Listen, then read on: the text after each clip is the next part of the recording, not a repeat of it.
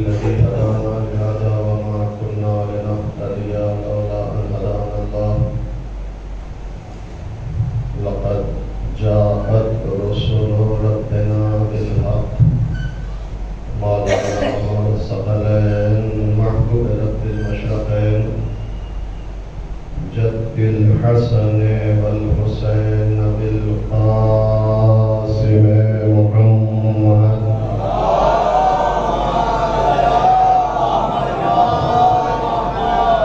وعلى آل بيته الطيبين الطاهرين المعصومين المظلومين المنتجبين المنتخبين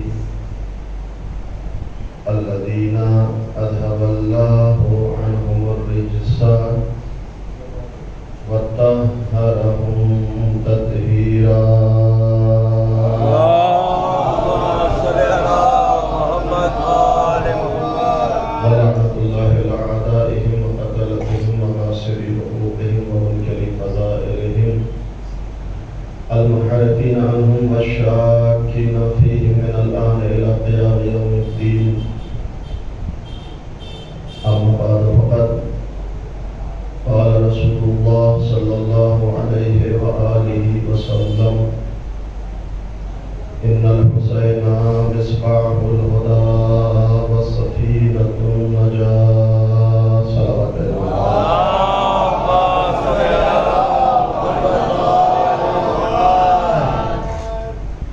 حاضرین کرام قدر، بزرگان محترم اور دوستان عزیز،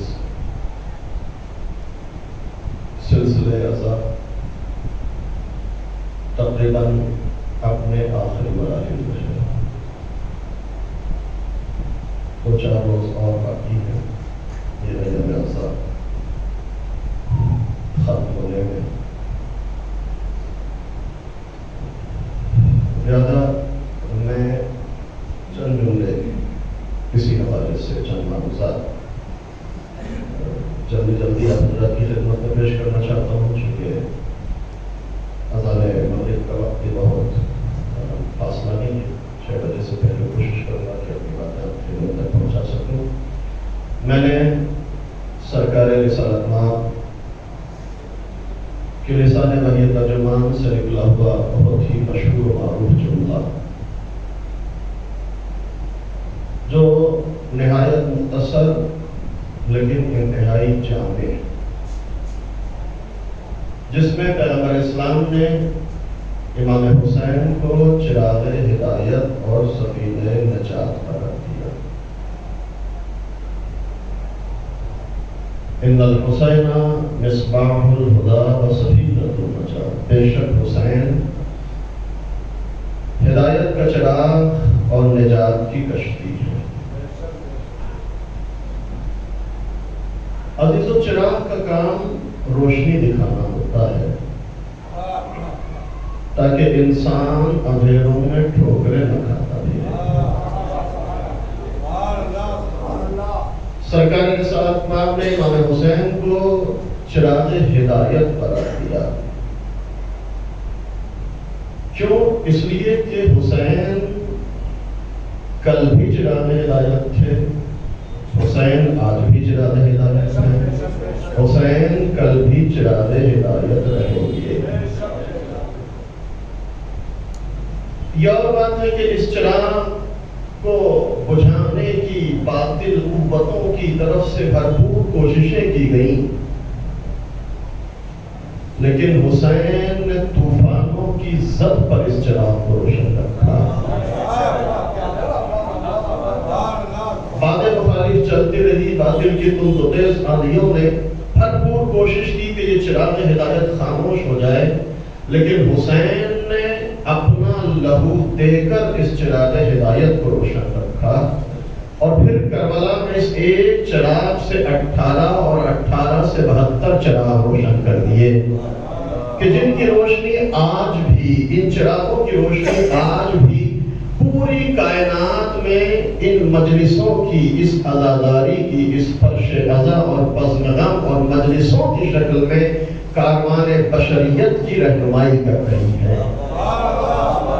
توجہ کیجئے گا، یہ چراغ ایسا چراغ کہ جس کو خاموش کرنے کی پوری کوشش کی گئی، لیکن حسین نے طوفانوں کی زد پر روشن رکھا، پھر 72 چراغ روشن ہوئے۔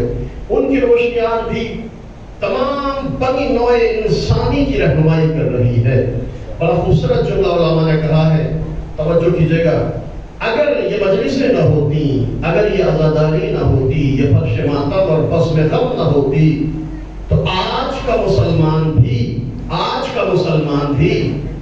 اسلام کو بالکل اسی طرح بلا بیٹھا ہوتا جس طرح عہد یزید میں یزید کی بد کرداریوں کا نام اسلام رکھ دیا گیا۔ ایک صلوات بین محمد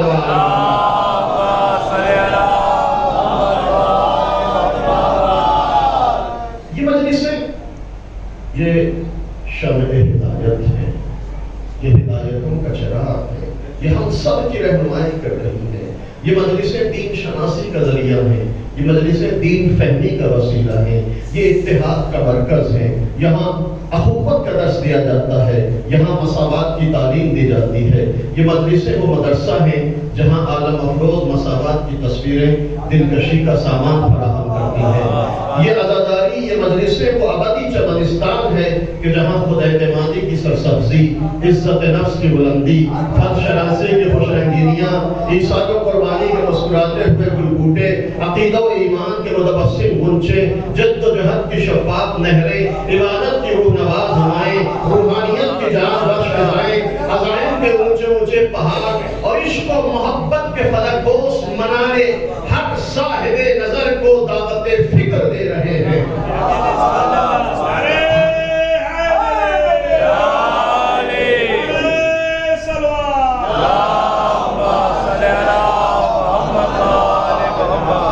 ان مجلسوں میں عشق و محبت کے فلک بوس منارے ہر صاحب نظر کو دعوت فکر دے رہے ہیں۔ اب خوش نصیب ہیں حسین کے وہ چاہنے والے جو ان مجلسوں میں آ کر ذکر حسین سن کر کردار کو فکر حسین کے سانچے میں ڈالتے ہیں۔ خوش نصیب ہیں حسین کے وہ چاہنے والے جو ان مجلسوں میں، اس بزم غم میں، اس فرش عزا پر بیٹھ کر ذکر حسین سن کر کردار کو فکر حسین کے سانچے میں ڈھالنے کی کوشش کرتے ہیں۔ اور بد نصیب ہیں حسین کے وہ نام لیوا جو اپنی ساری سرگرمیاں رسم و رواج کی حد تک محدود رکھتے ہیں۔ صلوات بر محمد۔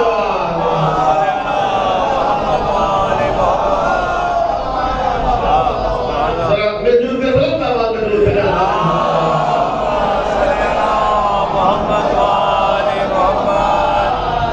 یہ مجلسیں کس لیے ہیں؟ تاکہ انسان ان مجلسوں میں آئے، ذکر حسین کے آئینے میں فکر حسین کو سمجھنے کی کوشش کرے، کردار کو فکر حسین کے سانچے میں ڈھالنے کی کوشش کرے۔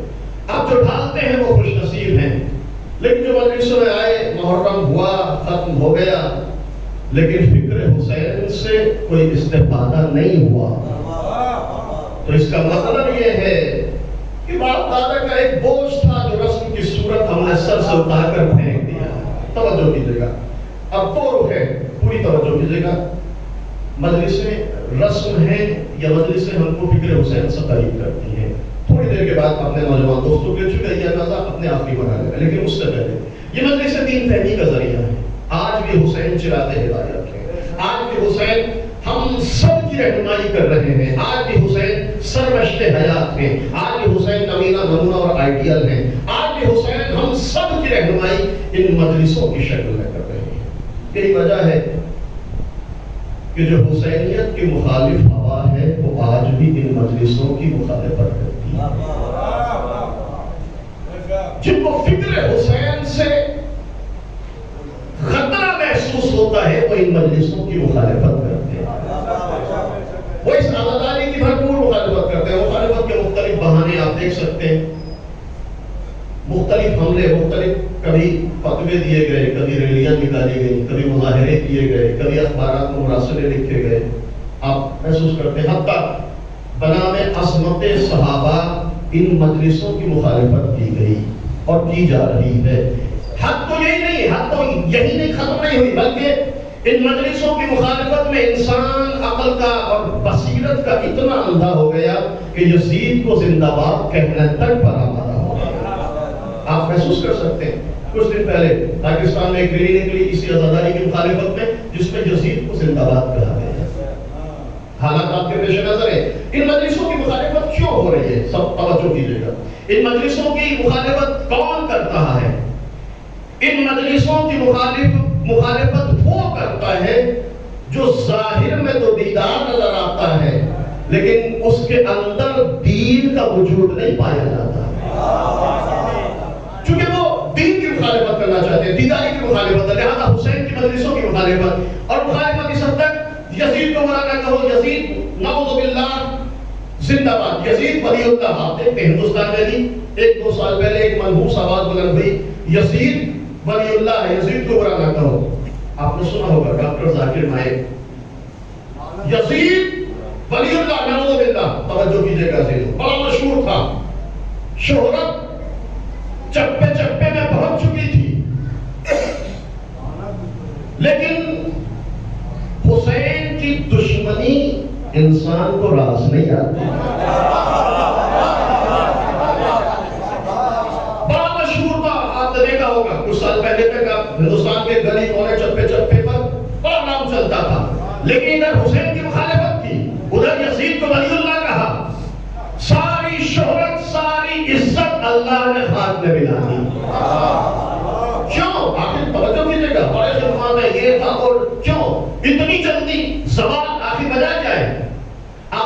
وجہ یہ ہے کہ یہ سنت الہی ہے، توجہ کیجیے گا جملے پر، یہ سنت الہی ہے کہ اللہ اپنے گنہگار کو تو بخش دیتا ہے، حسین کے مجرم کو نہیں چھوڑتا۔ صلوات محمد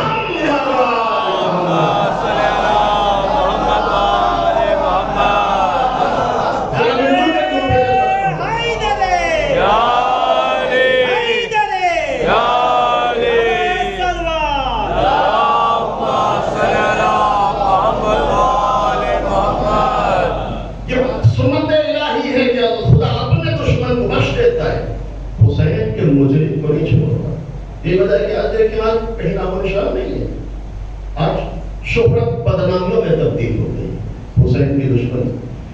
اچھا آپ دوسرا مرحلہ، 1 سال پہلے کراچی میں ریلی نکلی، یزید کو زندہ باد کہا گیا، کچھ ہی دن کے بعد جس نے ریلی کا انعقاد کیا تھا وہ واصل جہنم ہو گیا۔ شاید خدا بتانا چاہتا ہے ہم کافروں کے وجود کو برداشت کر لیتے ہیں، یزید کے حامیوں کا وجود برداشت نہیں ہے۔ ایک سلام میرے محمد والے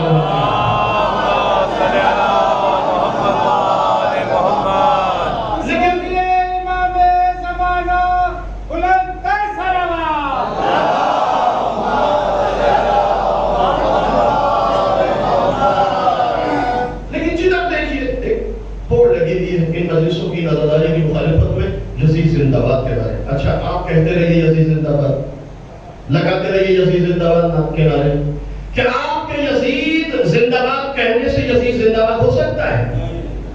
نہیں، یزید کل بھی مردہ باد تھا، یزید آج بھی مردہ باد ہے، یزید کل بھی مردہ باد رہے گا۔ آپ کے یزید کے زندہ باد کہنے سے یزید زندہ باد نہیں ہو سکتا۔ کتنے ہی جلوس نکالیے، کتنے بھی مظاہرے کیجیے، کتنے ہی فتوے دیجیے، یزید آپ آگے نہیں بڑھا سکتے۔ لیکن اب مسئلہ آج کا نہیں ہے، مسئلہ پرانا ہے۔ حسین کی دشمنی، انسان جب حسین کی دشمنی کرتا ہے تو اس کی نسلی خباثتوں کا اعلان ہوتا ہے، اور بصیرت کا اللہ ہو جاتا ہے انسان۔ آپ دیکھیں مسئلہ آج کا نہیں ہے، یزید کا دفاع، یزید کا ڈیفینس، یہ آج کا نہیں ہے۔ علامہ غزالی عالم اہل سنت، فتویٰ امام غزالی کے نام سے بہت سارے فتوے عجیب و غریب، بڑے مشہور عالم اہل سنت، انہوں نے بھی یزید کا دفاع کیا کہ صاحب یزید کو برا نہ کہو، یزید پر لعنت نہ بھیجو۔ توجہ کیجیے گا، یہ فتویٰ امام غزالی کا، یزید کو برا نہ کہو، یزید پر لعنت نہ بھیجو، دلیل ذرا سنیے. کہا یزید کو برا نہیں، یزید پر لعنت نہیں. کیوں؟ کہ اس لیے کہ یزید مسلمان تھا اور کسی بھی مسلمان پر لعنت بھیجنا حرام. یہ امام غزالی کے پاس قسم یزید کو برا نہیں، یزید پر لعنت نہ بھیجو اس لیے کہ یزید مسلمان اور کسی بھی مسلمان پر لعنت بھیجنا حرام. اگر کوئی انسان کسی مسلمان پر لعنت بھیجے تو لعنت بھیجنے والا ملعون. یہ امام غزالی کا فتویٰ ہے. میں ریپیٹ کر رہا ہوں اس لیے کہ تھوڑا سا کام ہے سننے سے. کہتے ہیں یزید پر لعنت نہیں اس لیے کہ یزید مسلمان تھا، کسی بھی مسلمان پر لعنت بھیجنا حرام. اگر کوئی انسان کسی مسلمان پر لعنت بھیجے تو لعنت بھیجنے والا ملعون. امام غزالی آپ نے فتویٰ تو دے دیا، لیکن آپ کی مثال اس شکاری کی ہے جو اپنے پھیلائے ہوئے جال میں خود پھنس جاتا ہے. توجہ کیجیے گا. امام غزالی آپ نے یزید کے دفاع میں، یزید کی محبت میں، یزید کو لعنت سے بچانے کے لیے کہہ دیا کہ یزید پر لعنت نہ بھیجو اس لیے کہ یزید مسلمان تھا، مسلمان پر لعنت بھیجنا حرام. اگر کوئی کسی مسلمان پر لعنت بھیجے تو لعنت بھیجنے والا ملعون. چلیے امام غزالی، ہم نے آپ کی بات کو سن لیا، لیکن اب ہمارا آپ سے ایک سوال ہے. امام غزالی یہ بتائیں کہ آپ علی کو مسلمان مانتے ہیں یا نہیں؟ توجہ کیجیے گا. میں نے کہا کبھی کبھی شکاری اپنے جال میں خود پھنستا ہے. یزید کو لعنت نہیں بھیجو یہ کیوں؟ یزید مسلمان تھا، مسلمان پر لعنت بھیجنے والا ملعون. امام غزالی یہ بتائیں، ہمارا آپ سے یہ سوال نہیں کہ آپ علی کو پہلا مانتے ہیں یا چوتھا مانتے ہیں. ہمارا آپ سے بالکل سادہ سا سوال ہے کہ علی آپ کی نظر میں مسلمان ہے یا نہیں؟ اگر کہتے ہیں کہ علی مسلمان نہیں تو آپ دائرہ اسلام سے خارج.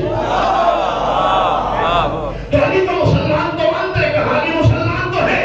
امام غزالی جب علی کو آپ نے مسلمان مان لیا تو اب ہمارا آپ سے دوسرا سوال، جب علی مسلمان ہے تو آپ یہ بتائیے کہ اس شخص کے بارے میں آپ کا کیا خیال کہ جس نے 70 سال تک علی جیسے مسلمان پر منبروں سے لعنتیں بھجوائی. صلوات بر محمد صلی اللہ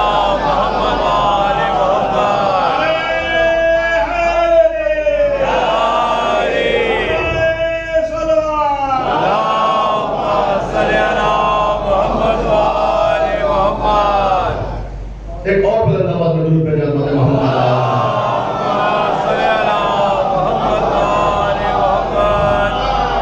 یزید کو بنا رکھا. یزید پر لعنت. یزید نعوذ باللہ. آپ یزید زندہ باد، یزید زندہ باد، یزید ولی اللہ. ایک جملہ اور کہنا چاہتا ہوں. یہ جو یزید کی تعریف کرتے ہیں، یزید کو ولی اللہ کہتے ہیں، یزید کو زندہ باد کہتے ہیں، آپ جانتے ہیں کہ ان کی مثال کیسی ہے؟ پوری توجہ کیجیے گا. یزید کو زندہ باد کہنے والوں کی مثال کیسی ہے؟ محسوس کیجیے گا ایک مثال کو. ایک صاحب بڑے سیدھے سادے بھولے والے مسلمان، یزید کو زندہ باد کہنے والوں کی مثال. بڑا بھولا والا مسلمان، سیدھا سچا سا، سچا تو نہیں سیدھا سادہ.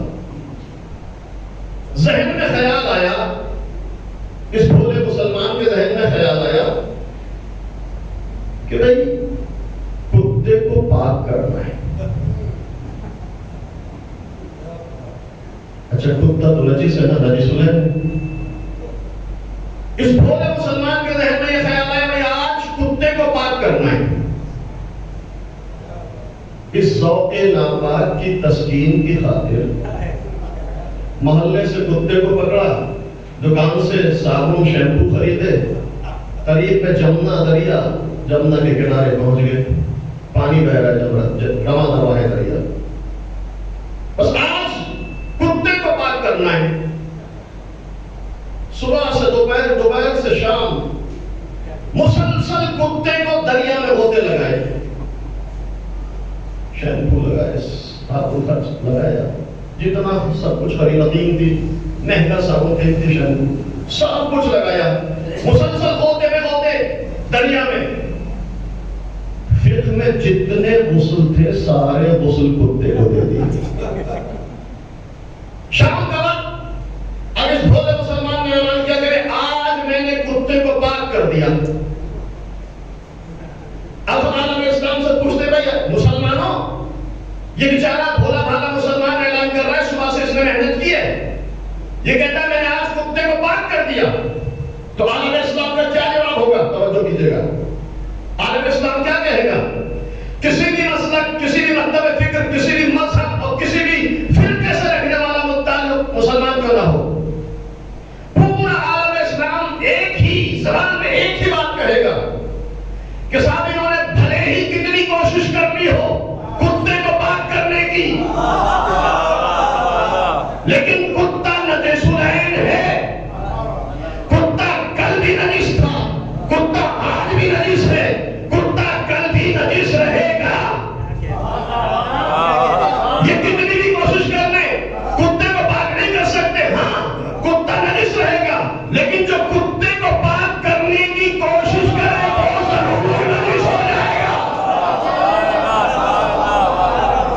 یزید کو زندہ باد کہنے کی میالے کی مثال اسی انسان کی ہے جو کتے کو پاک کرنے کی کوشش کرے. تم کہتے رہو یزید زندہ باد، یزید کل بھی مردہ باد تھا، یزید آج بھی مردہ باد ہے، یزید کل بھی مردہ باد رہے گا. ہاں یزید کی فضیلتوں میں قصیدے پڑھنے والے سمجھ لیں کہ یزید کو بافضیلت تو نہیں بنا سکتے، تمہاری نسلی نجاستوں کا اعلان ضرور ہو جائے گا. صلوات بر محمد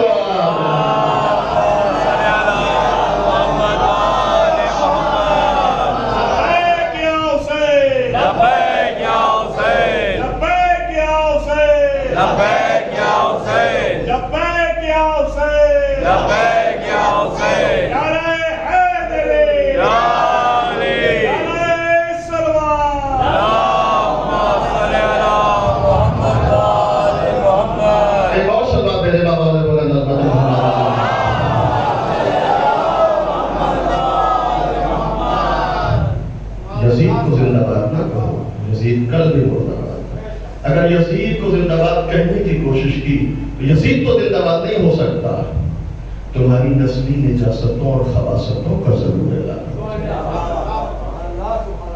حسین کی دشمنی انسان کو عقل کا اندھا بنا دیتی ہے. آؤ در حسین پر حسین کی دشمنی نہ کرنا، یزید کا دفاع نہ کرنا. اس لیے کہ پھر میں ریپیٹ کر رہا ہوں اور یہاں سے تھوڑا سا پریس کرنا چاہتا ہوں. میرے نوجوان دوست بیٹھے ہوئے ایام رضا کا بالکل آخری حصہ ہے. یزید کا دفاع نہیں، حسین کی دشمنی نہیں. اس لیے کہ ریپیٹ کر رہا ہوں جملے کو، اس لیے کہ اللہ اپنے گنہگار کو بخش دیتا ہے، حسین کے مجرم کو نہیں چھوڑتا. حسین کے مجرم کو نہیں چھوڑتا. اب پوری توجہ، اللہ حسین کے مجرم کو نہیں چھوڑتا، چاہے یہ مجرم ادھر والا ہو یا ادھر والا، دشمن کی صفوں میں ہو یا اپنی صفوں میں موجود ہو، اللہ حسین کے مجرم کو نہیں چھوڑتا. لہذا اب اس عزاداری میں ان مجلسوں میں رفع اندازی نہیں کرنا، اختلاف نہیں کرنا، تفرقہ بازی نہیں کرنا. اگر ایسا کیا تو دنیا میں بھی رسوائی ہوگی، آخرت میں بھی جہنم میں. ایک صلوات بھیجے محمد و آل محمد.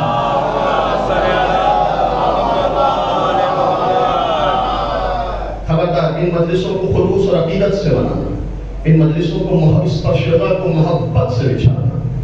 اس میں سیاست نہ ہو، یہاں شرارت نہ ہو، یہاں تفرقہ بازی نہ ہو، یہاں اختلاف نہ ہو، یہاں انجمن بازی نہ ہو. یہ مجلسیں انجمن بازی کا سبق نہیں پڑھاتی، کردار سازی کا درس دیتی ہیں. ایک صلوات بھیجے محمد و آل محمد.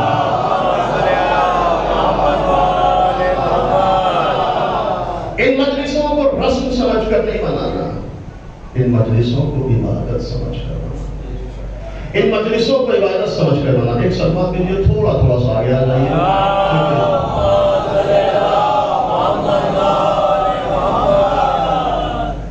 ایک اور سلمان پہلے محمد والا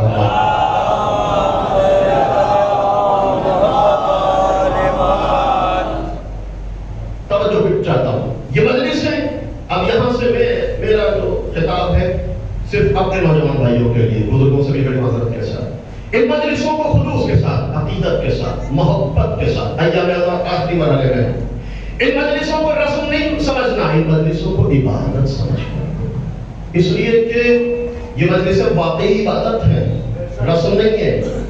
کیا فرق ہے رسم اور عبادت میں؟ توجہ چاہتا ہوں، دو فرق علماء نے بیان کیے۔ پہلا فرق رسم اور عبادت کا، پوری توجہ، یہ مجلس عبادت ہے، پہلی محرم سے لے کر آج ربیع الاول کی 3 تاریخ ہوگی۔ آپ تذکر کریں وہ مجلسیں جو ہم نے کی عبادت سمجھ کر کی ہیں یا یہ رسم سمجھا ہے؟ 30 سال 40 سال 50 سال سے محرم کرتے آ رہے ہیں، محرم کو ہم نے رسم سمجھ کر منایا یا عبادت سمجھ کر منایا؟ کیسے پتا چلے؟ کیا فرق ہے رسم اور عبادت کا؟ توجہ چاہتا ہوں، عزیزو یاد رکھیے گا، پہلا فرق رسم اور عبادت کا، پہلا فرق یاد رکھیے گا، رسم محدود زمانے کے لیے ہوتی ہے، عبادت ہمیشہ کے لیے ہوتی ہے۔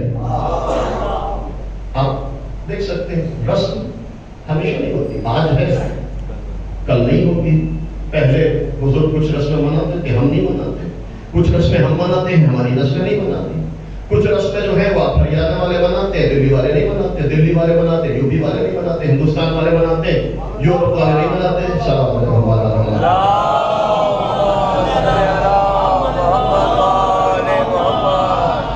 تو رسم فرق، رسم اور عبادت کا فرق، رسمیں محدود زمانے کے لیے ہوتی ہیں، محدود علاقوں میں ہوتی ہیں، محدود کلچر میں ہوتی ہیں، عبادت کا سلسلہ سب کے لیے ہے اور ہمیشہ تک کے لیے ہے۔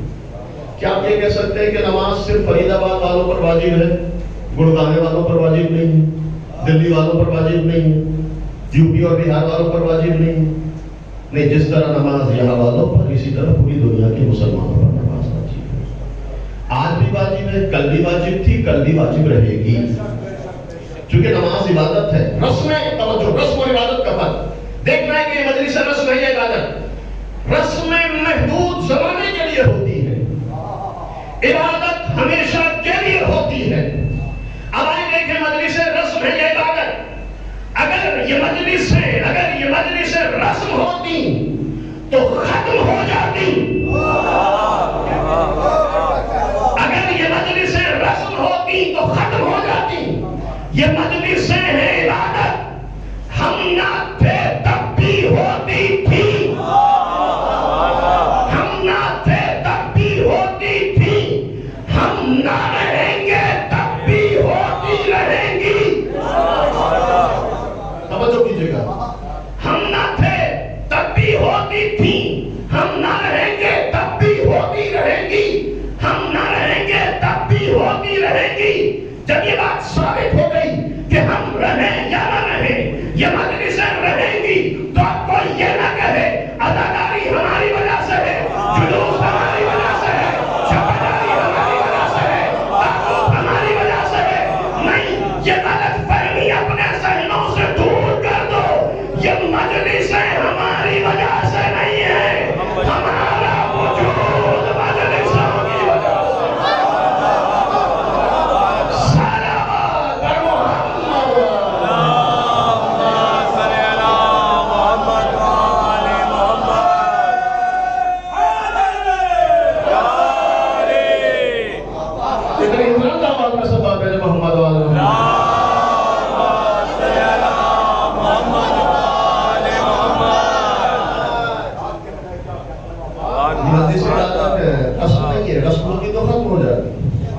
یہ سلسلہ ہمیشہ باقی رہے گا، ہم ہوں یا نہ ہوں، یہ مجلس میں رہیں گی۔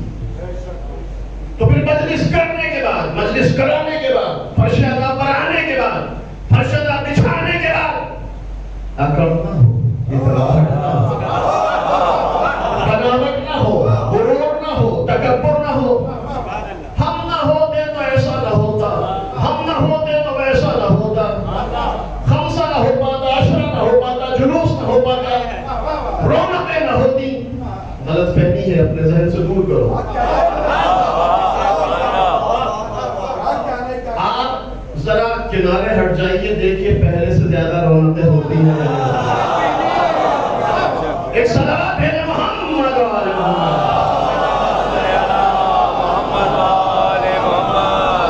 ذرا مل جل کر بلند آواز میں درود بھیجے محمد وآل محمد.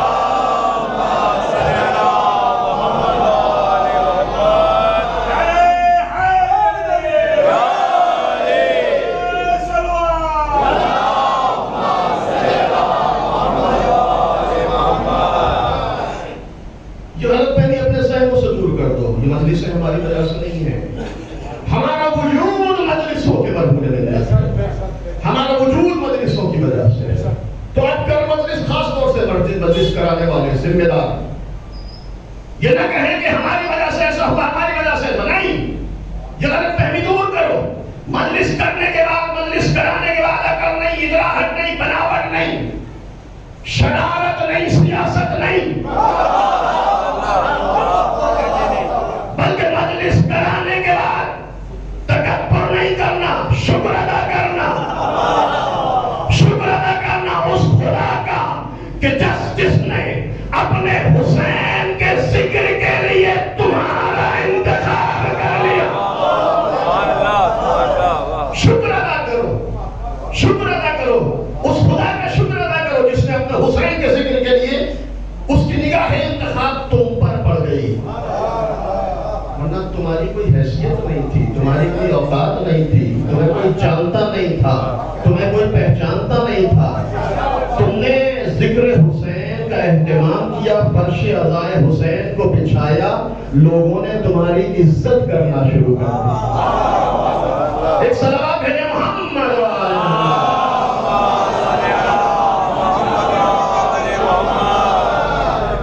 توجہ کیجیے گا، اس میں اکڑ نہ ہو، اطراف. مجلس کرتے ہو، مجلس سنتے ہو، مجلس کراتے ہو تو حسین کے مقصد پر نظر رکھتے ہوئے مجلس. کیوں حسین نکلے تھے مدینے سے؟ کیا مقصد تھا حسین کا؟ حسین نے واضح اعلان کیا تھا، توجہ کیجیے گا. انی لم اخرج اشرا ولا بطرا. دیکھو میں مدینے سے نکل رہا ہوں، میرا قیام لم اخرج اشرا ولا بطرا. میرا قیام شر برپا کرنے کے لیے نہیں ہے. میں عقل اور اطراحت کے لیے مدینے سے نہیں نکل رہا ہوں. یہ حسین نہ کر رہا ہے، حسین واضح طور پر اعلان کر رہے ہیں میرا قیام لم اشرا ولا بطرا. میرا قیام شر برپا کرنے کے لیے نہیں ہے. میرا قیام غرور، تکبر، اطراحت اور بناوٹ کے لیے نہیں ہے. یہ حسین نے واضح طور پر اعلان کیا، شر برپا کرنے کے لیے نہیں ہے. اب ابھی تو یہ مجلس ہے اسی حسین کے قیام کی یادگار ہے، اسی مشن اور اسی تحریک کی یادگار ہے. یہ مجلس ہے جو حسین نے مدینے سے خروج کیا، مدینے سے قیام کیا، اسی قیام کی یادگار ہے. یہ مجلس ہے. حسین کے قیام کا مقصد کیا ہے؟ حسین کہہ رہے ہیں انی لم اخرج اشرا ولا بطرا. میں اطراحت، بناوٹ اور شر برپا کرنے کے لیے نہیں نکل رہا ہوں. حسین کے قیام میں شر نہیں ہے. یہ مجلس ہے اسی حسین کے قیام کی یاد. جب حسین کے قیام میں شر نہیں تو ان مجلسوں میں بھی شرارت نہیں ہونی چاہیے. صلوات محمد.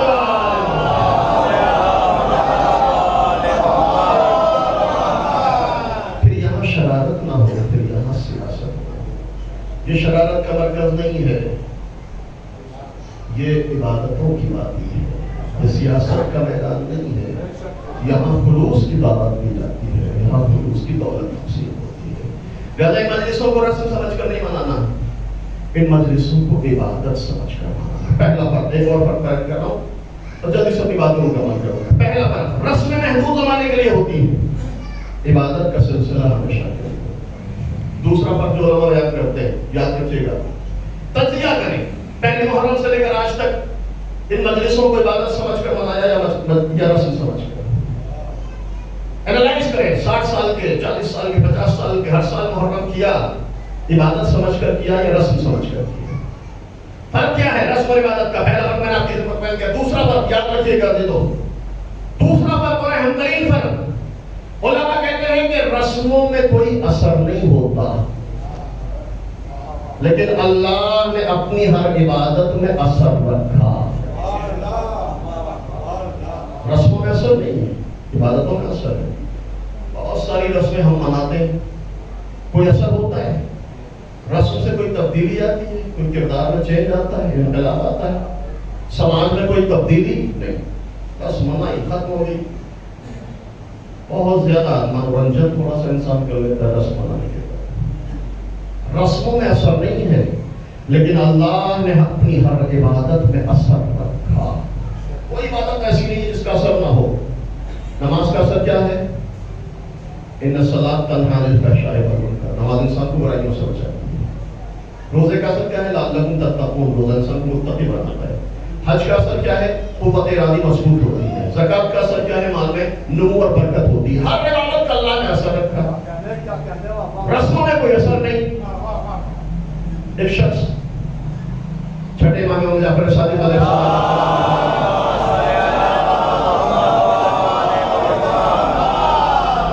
مولا کیسے پتا چلے کہ میری نماز قبول یا ہوئی یا نہیں؟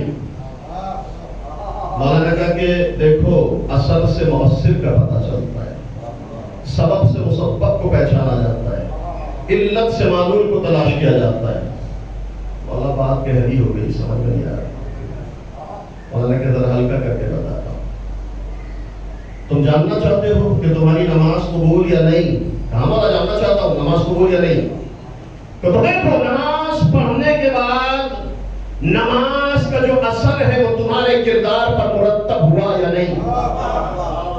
اور نماز کا بھی کوئی اثر ہے کہ قرآن نہیں فرمایا ان الصلاۃ تنہی عن الفحشاء والمنکر، نماز انسان کو برائیوں سے بچاتی ہے، نماز انسان کو فحشاء اور منکرات سے نجات دلاتی ہے۔ مگر کہتے ہیں اگر نماز پڑھی برائیوں سے بچے تو اس کا مطلب یہ ہے کہ نماز قبول۔ توجہ کیجئے گا، رسموں میں اثر نہیں ہوتا، عبادتوں میں اثر ہوتا ہے۔ مولا کہتے ہیں اگر نماز پڑھی برائیوں سے بچے تو اس کا مطلب یہ ہے کہ نماز قبول۔ لیکن ادھر تو نماز پڑھی، ادھر مسجد سے باہر نکلے، پھر وہی 3-5، پھر وہی دھوکہ دھڑی، پھر وہی دلالی اور چیٹنگ اور فراڈ اور دھوکہ، پھر وہی امانتوں میں خیانت، پھر وہی جھوٹ اور سچ، پھر وہی 3-13، پھر وہی 100 کے 110۔ ملک نے کہ نماز پڑھنے کے بعد یہ سب کیا تو اس کا مطلب یہ ہے کہ ابھی جو مسجد سے آئے ہو، جو کچھ تم وہاں انجام دے کر آئے وہ نماز نہیں تھی، اٹھک بیٹھک تھی جو انجام دے رہے تھے۔ وہ اٹھک بیٹھک تھی، عبادت پروردگار نہیں تھی۔ اگر عبادت ہوتی تو اس کا اثر کردار پر مرتب ہوتا، کیونکہ اللہ نے ہر عبادت کا اثر رکھا۔ تو عزیزوں، رسموں میں اثر نہیں ہوتا، عبادتوں میں اثر ہوتا ہے۔ اب آئیں تجزیہ کریں، پہلی محرم سے آج تک کتنی مجلسیں کی؟ یاد بھی نہیں، شمار بھی ہم نہیں کر سکتے۔ ہم نے کتنی مجلسیں کی، کتنے جلوسوں میں شرکت کی، کتنے تعاون اٹھائے، کتنی سوچ کھانی، کتنی دعائیں کھانی، کتنی خطابت، کتنی سنت کری۔ لیکن ذرا غور کریں کہ اثر کتنا ہوا۔ اگر یہ رسم ہے تو اثر نہیں ہوگا۔ جہاں پہلی محرم کو تھے وہی آج بھی ہے، کوئی فرق نہیں، کوئی تبدیلی نہیں۔ ہاں، محرم سے پہلے سفید کپڑے پہنتے تھے، محرم میں کالے کپڑے پہن لیے، بس یہ فرق ہوا۔ لیکن یاد رکھیے گا، کپڑے بدلنے سے مسئلہ نہیں حل ہوتا، کردار کی تبدیلی سے بنا نہیں ہوتا۔ ایک صلوات ہے جب محمد وعلی محمد۔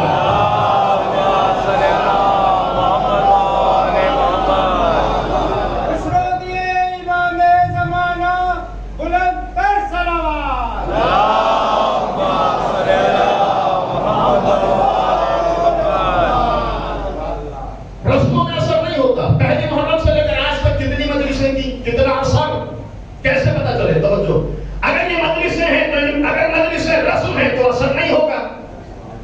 محرم آئے گا چلا جائے گا، کوئی تبدیلی نہیں۔ لیکن اگر عبادت ہے تو ان میں اثر ہونا چاہیے۔ اگر یہ عقیداری، یہ مجلسیں، یہ فرش ادا، یہ بزم غم عبادت ہے تو اس میں اثر ہونا چاہیے۔ اچھا، اس کا اثر کیا ہے؟ پوری توجہ چاہتا ہوں، یہ پیغام ہے، ٹوٹلی پیغام ہے۔ اگر یہ مجلس عبادت ہے تو ان میں اثر ہونا چاہیے۔ ان کا اثر کیا ہے؟ ابھی تو ان مجلسوں کا اثر یہ ہے کہ اگر یہاں کوئی بے نمازی آئے تو نمازی بن کر جائے، کوئی بے نمازی آئے تو نمازی بن کر جائے، کوئی بیکار آئے تو کسب حلال کی طرف لے کر دل میں جائے، کوئی بیکار آئے تو کسب حلال کی طرف لے کر دل میں جائے، کوئی بزدل آئے تو جری بن کر جائے، کوئی بیکار آئے تو توبہ و استغفار کر کے جائے، کوئی خود پرست آئے تو خدا پرست بن کر جائے۔ سبحان اللہ۔ صلوات بر محمد۔ اللہم صلی علی محمد و آل محمد۔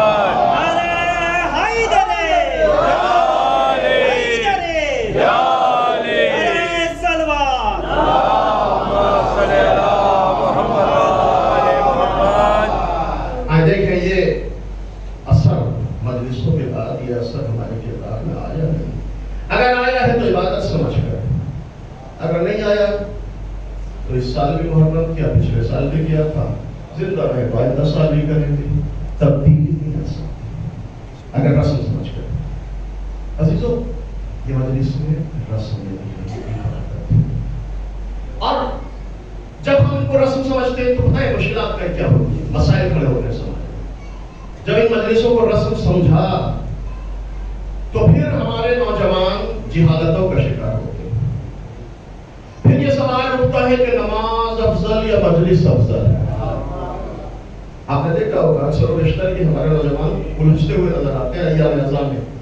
میں اکثر کہتا ہوں اپنی مجالس میں، آج ریپیٹ کر رہا ہوں یہاں پر، چونکہ مجلسوں کو رسم سمجھا لہٰذا یہ جاہلانہ سوال، نماز افضل یا مجلس افضل، مجلس افضل یا نماز افضل، نماز میں زیادہ ثواب ہے یا مجلس میں زیادہ ثواب ہے، مجلس میں زیادہ فضیلت ہے یا نماز میں زیادہ فضیلت ہے؟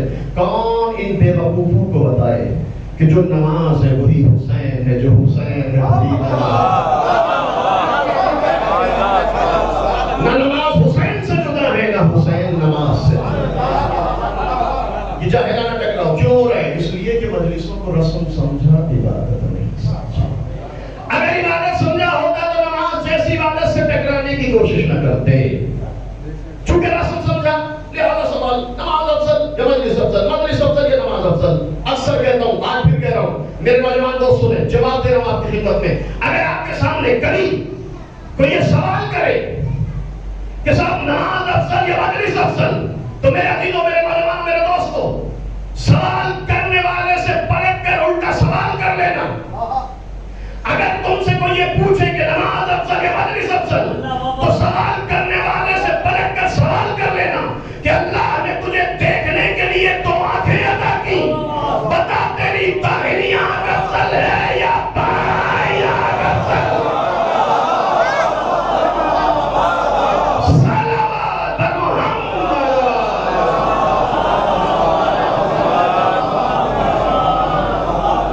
لبیک یا حسین، لبیک یا حسین، لبیک یا حسین، لبیک یا حسین، لبیک یا حسین، لبیک یا حسین، نعرہ حیدری، یا علی، صلوات، اللہم صلی علی محمد و آل محمد۔ جو نماز ہے وہی حسین ہے، جو حسین ہے وہی نماز ہے۔ نہ نماز حسین سے جدا ہے نہ حسین نماز سے الگ ہے۔ لہٰذا یہ جاہلانہ ٹکراؤ، یہ احمقانہ ٹکراؤ، یہ بے وقوفوں والا ٹکراؤ، میرے دوستوں اس ٹکراؤ سے بچو۔ اچھا، ایک مسئلہ ہے، ادھر ایام عزایا، ادھر یہ بے وقوفوں والی بحثیں شروع ہو جاتی ہیں، نماز افضل یا مجلس افضل، مجلس افضل یا اس ٹکراؤ کو کبھی کبھی ہمارا یہ منبر ہوا دیتا ہے، شاعری کی شکل میں، خطابت کی شکل میں۔ قوم کو حصوں میں بٹ جاتی ہے، دشمن فائدہ اٹھاتا رہتا ہے۔ میرے عزیزو، جو نماز ہے وہی حسین ہے، جو حسین ہے وہی نماز ہے۔ خبردار اس جاہلانہ ٹکراؤ کا شکار نہ ہو جانا۔ یہ احمقانہ ٹکراؤ ہے، یہ جاہلانہ ٹکراؤ ہے۔ نماز اور حسین کا جو ٹکراؤ جاہلانہ ٹکراؤ ہے۔ ایک جملہ اور کہنا چاہتا ہوں، یہ نماز کو مجلسوں کو نماز سے ٹکرانے والے جوہلا ٹکراؤ کے اصول سے بھی باخبر نہیں،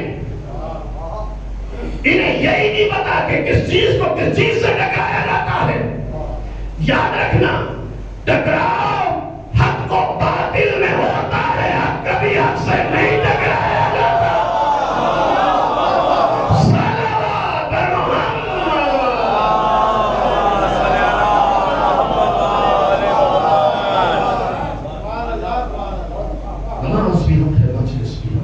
لیکن یہ ٹکراؤ ہوتا ہے، وقت محدود ہے، میں بہت زیادہ کچھ عرض نہیں کر سکتا، لیکن آخری جملہ کہنا چاہتا ہوں عزیزو، جس طرح نماز پڑھتے ہو ویسے ہی مجلس سے پڑھو، جیسے مجلس کرتے ہو ویسے ہی نماز پڑھو. بالکل ایام آخری مرحلے میں یہ پیغام دے رہا ہوں. یہ ٹکراؤ کیوں ہوتا ہے؟ کبھی کبھی ہمارا ممبر بھی شاعری کی شکل ہو یا خطابت کی شکل میں ٹکراؤ دیکھا ہوگا آپ نے. شاعر نے شعر کہا، یا یوں کہوں کہ دلبر زہرا کے واسطے خلا کے دو جہاں کی عبادت رکی رہی، ٹکرا دیا حسین کو نماز سے. ہم بھی واہ شروع کر دیتے ہیں بغیر سوچے سمجھے، شعوری یا لاشعوری طور پر خوب نعرے لگاتے داد و تحسین. یا یوں کہوں کہ دلبر زہرا کے واسطے خلا کے دو جہاں کی عبادت رکی رہی. کس نے کہا کہ اللہ کی عبادت رکی؟ ہم نے واقعے میں غور ہی نہیں کیا، توجہ کی نظر سے باتیں کو دیکھا ہی نہیں. جب ہم تو عادی ہو گئے ہر چیز کو سرسری نگاہ سے دیکھنے کے لیے، لہذا ہم نے بھی دیکھا کہ حسین رسول کی پشت پر ہیں، سجدہ رک گیا. کاش تھوڑا سا غور کر لیتے کہ سجدہ رکا یا تولا نہیں ہوا. یا یوں کہوں کہ دلبر زہرا کے واسطے خلا کے دو جہاں کی عبادت رکی رہی. کس نے کہا کہ اللہ کی عبادت رکی؟ رسول سجدے میں، حسین پشت رسول پر. رسول سجدے میں، حسین پشت رسول پر. اللہ کے رسول نے سجدے کو طول دینا شروع کیا. شاعر نے تک بندی کی کہ اللہ کی عبادت رک گئی، چونکہ سرسری نگاہ سے دیکھا. البتہ یہ خطا لاشعوری طور پر انجانے میں جان بوجھ کر ہم نہیں کرتے، ایسا انجانے میں ہو جاتا ہے. لیکن مجلس وہ ہے جو انسان کو شعور کی دولت عطا کرتی ہے. آئیں ہر چیز کو سرسری نگاہ سے نہیں، غور سے دیکھیں، تأمل کریں. رسول سجدے میں، حسین پشت رسول پر. شاعر نے کہا کہ اللہ کی عبادت رک گئی. رسول نے سجدے کو روکا نہیں، سجدے کو طول دیا. تاریخ کہتی ہے کہ آج سے پہلے رسول اللہ 7 مرتبہ سبحان اللہ کہتے تھے. سجدے میں ذکر سجدہ 7 مرتبہ سبحان اللہ. لیکن جیسے ہی حسین پشت رسول پر آئے، اب رسول نے 7 مرتبہ نہیں 70 مرتبہ سبحان اللہ کہا. عبادت رکی یا بڑھی؟ آج سے پہلے 7 مرتبہ سبحان اللہ، اب 70 مرتبہ سبحان اللہ سبحان اللہ سبحان اللہ. یا رسول اللہ، سجدے کو طول دینے کی کیا ضرورت ہے؟ حسین پشت پر آ گئے تھے، بچے ہیں، آپ اشارہ کر دیجئے حسین اتر جائیں گے. آپ جبریل سے کہیے جبریل حسین کو آپ کے پشت سے اتار دیں گے. یہ 7 کو 70 میں کیوں تبدیل کر رہے ہیں؟ یہ سجدے کو اتنا طولانی کیوں کر رہے ہیں؟ عجب نہیں پیغمبر جواب دے کہ میں حسین کو پشت سے نہیں اتاروں گا، اپنے سجدے کو طول دوں گا. ابھی تک 7 مرتبہ کہتا تھا، اب 70 مرتبہ کہہ کر دنیا کو یہی تو بتانا چاہتا ہوں کہ میرا حسین عبادتوں میں رکاوٹ کا نہیں، اضافے کا سبب بنتا. صلوات محمد.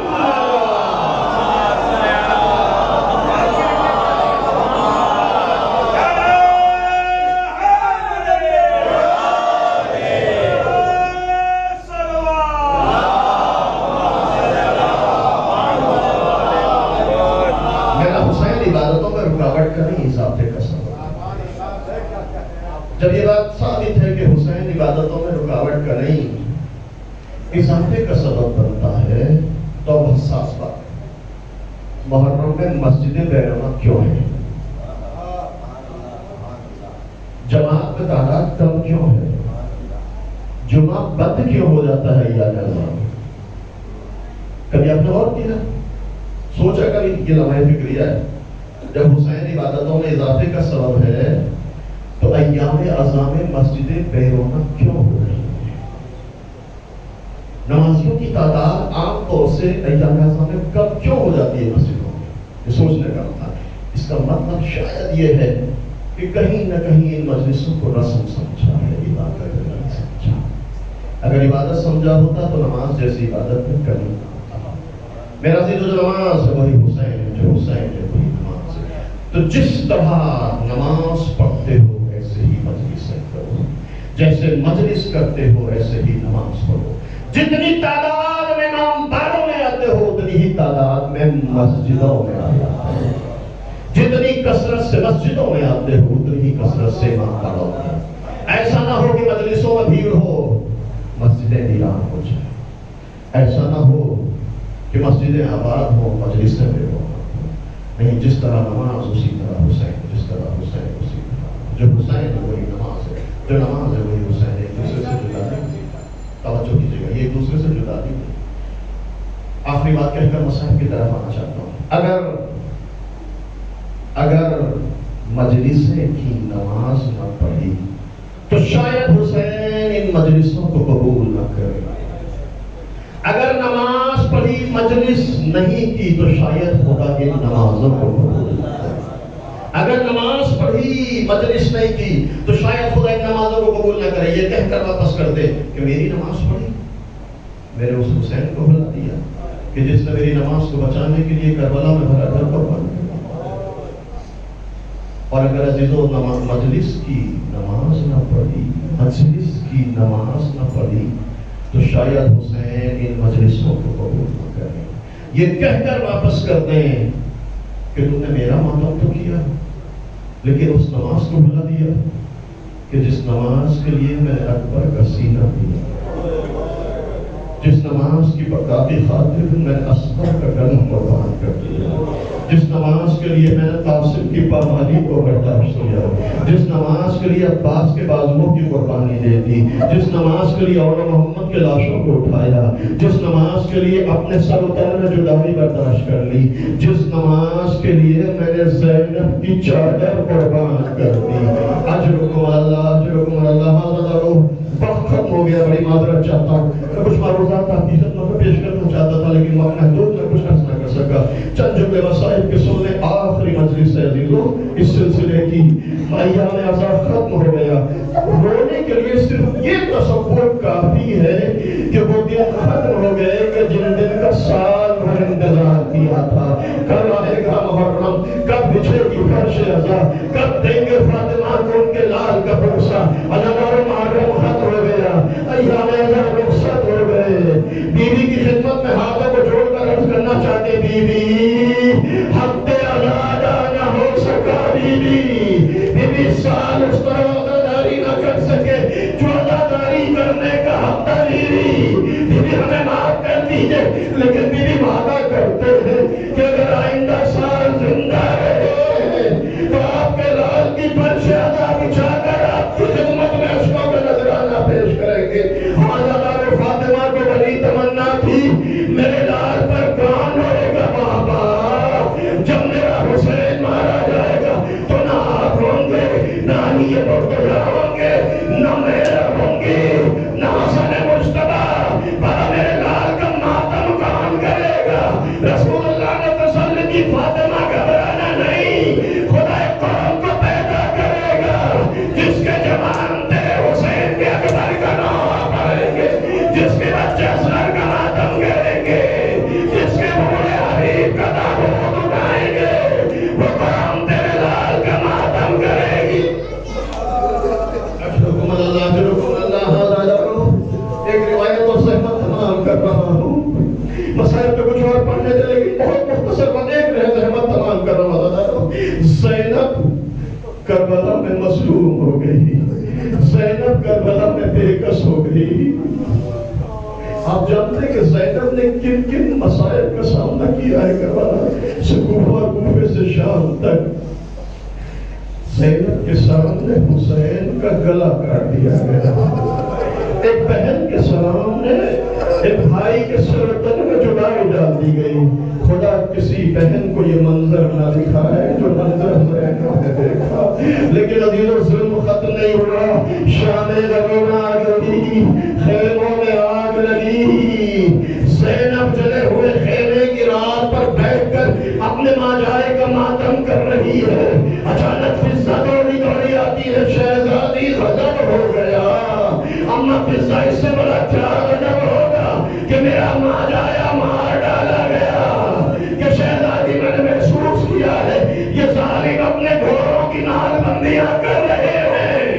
مجھے ایسا لگتا ہے جیسے یہ ظالم شہداء کے لاشوں کو پامال کرنا چاہتے ہیں. ایک مرتبہ زینب تڑپی بلند مقام پر آئی کیا دیکھا زمین کربلا شہداء کے لاشیں پڑے ہوئے ہیں ظالم سب بستہ کھڑے ہیں. ایک مرتبہ زینب کی نگاہوں نے دیکھا ان کے عزیز آگے بڑھے ہمارے ساتھ ہم ان کے لاشیں کو پامال نہیں ہونے دیں گے. مسلم ابن عوف سے جا کے رشتہ دار آگے بڑھے ہم مسلم کے لاشوں کو پامال کیوں حضرت جانتے ہیں آپ کو اللہ نے بتایا مطلب کہتا ہے کہ سارے شہداء کے لاشوں کو اٹھا لیے گئے. کیوں عزیزو؟ اس لیے کہ عربوں میں شہداء کے لاشوں کی پامالی کو بہت بے حرمتی مانا جاتا تھا. لاشیں کی پامالی کو بڑا بے حرمتی تصور کیا جاتا تھا. لہذا سب کے عزیز آگے آگے ہم اپنے عزیز کے لاشیں کو رشتہ دار کے لاشیں کو پامال نہ ہونے دیں گے. یہاں تک کہ زینب کی نگاہوں میں دیکھا حبیب کے رشتہ دار آگے آگے ایک پسر سار حبیب ہمارا عزیز ہے تو نے حبیب کو شہید کر دیا تو نے حبیب کے سر کو نو کے نیزہ پر چلا دیا لیکن دیکھا تو حبیب کے لاشیں کو پامال نہ ہونے دیں گے. حضرت حبیب کے جنازے کو اٹھا لیا گیا. زینب نے شکر کے لیے ہاتھوں کو بلند کیا. بارے اللہ تیرا شکر ادا کرتی ہوں اس لیے کہ حبیب نواز حبیب صحابی رسول میرا ماں جایا نواز رسول. ارے جب صحابی کا لاشا پامال نہ ہوا تو نواز کا لاشا بھی پامال نہ ہوگا. اگر ہماری زینب کا شکر ختم نہ ہوا تھا کہ زینب کی نگاہوں نے دیکھا ادھر کے گھوڑے ادھر کے گھوڑے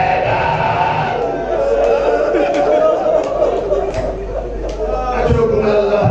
آخری مجلس چند مسائل کے سنتے ایک بہن کی نگاہوں کے سامنے ایک بھائی کے جنازے کو پامال کر دیا گیا. خدا کسی نے کوئی منظر نہ دکھائے لیکن عزیزو آپ نے پامالی کے وسائل سنے اور میں نے سنا دی. عزیزو پڑھنا اور سننا آسان ہے. ذرا کوئی زینب کے دل سے پوچھے کوئی زینب سے سوال کرے کہ زینب کے دل پہ کیا بیتی. حضرت آپ نے وسائل سنے نا پامالی کے لیکن ایک کیفیت کو محسوس کر لے کہ حسین کے لاشے کو کس طرح پامال کیا گیا. جب لٹا ہوا قافلہ دربار ابن زیاد میں پہنچا تو ابن زیاد نے اعلان کیا کہ اس لشکر کے سردار کو بلایا جائے کہ جس لشکر نے حسین کے لاشے کو پامال کیا. اسید ابن مالک ملعون کو بلایا گیا. ابن زیاد کہتا اسید میں نے سنا ہے کہ تم نے اپنے لشکر کے ساتھ زینب کی نگاہوں کے سامنے حسین کا لاشا پامال کیا. ہاں امیر میں نے حسین کے لاشے کو پامال کیا. اے اسید ابن مالک تو ایک مرتبہ پھر زینب کے سامنے بیان کر کہ تم نے حسین کے لاشے کو کس طرح پامال کیا. حضرت ظالم کا دربار زینب پسے گردن ہاتھ بندھے ہوئے ہیں. زینب مظلوم ہو گئی. زینب بے کس ہو گئی. ظالم کہتا تو نے ایک مرتبہ زینب کی نگاہوں کے سامنے لاشا پامال کیا. اب ایک مرتبہ زینب کے سامنے بتا کہ تم نے حسین کے لاشے کو کس طرح پامال کیا. اسید ابن مالک معلوم کہتا ہے امیر تو انعام کا وعدہ کر پھر میں ایک بہن کے سامنے بیان کروں گا کہ میرے بھائی کے جنازے کو کس طرح پامال کیا. ابن زیاد کہتا ہے میں تیرے گھوڑے کی نالوں کو سونے اور چاندی کے سکوں سے بھر دوں گا بس تو زینب کے سامنے بتا دے کہ تم نے حسین کے لاشے کو کس طرح پامال کیا. حضرت زینب کے جذبات کو لہولہان کیا جا رہا ہے. زینب کے احساسات کو زخمی کیا جا رہا ہے. ایک مرتبہ اسید ابن مالک نے زینب کو دیکھا اس کے بعد کہا ہے امیر ہم نے حسین کے لاشے کو پامال کیا. ہم نے حسین